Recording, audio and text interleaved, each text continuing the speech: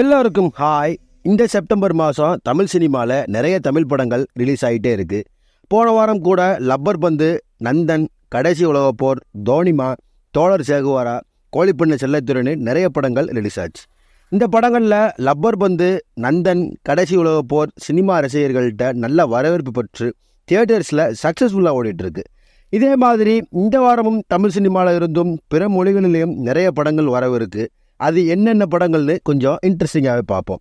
மெய்யழகன் 96 பட இயக்குனர் பிரேம்குமார் டைரக்ட் பண்ணி, கோவிந்த் வசந்தா மியூசிக் கம்போஸ் பண்ணி, கார்த்தி, அரவிந்த் சாமி, ஸ்ரீதிவ்யா மற்றும் பலர் நடித்து இந்த வாரம் ரிலீஸ் ஆக போகிற படம் மெய்யழகன். இந்த படம் செப்டம்பர் 27 வேர்ல்டு வைடாக ரிலீஸ் ஆக போகுது.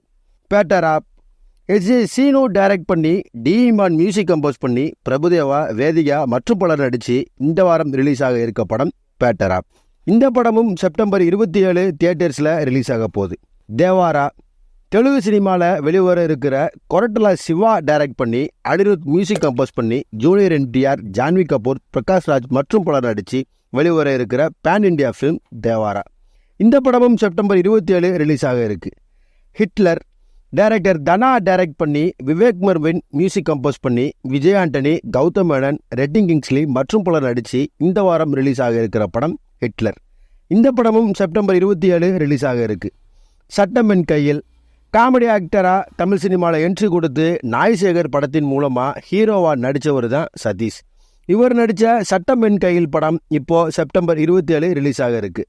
இப்படி மெய்யழகன், தேவாரா, பேட்டராப், ஹிட்லர், சட்டம் என் கையில் மாதிரியான படங்கள் இந்த வாரம் செப்டம்பர் 27 திரைக்கு வர இருக்குது.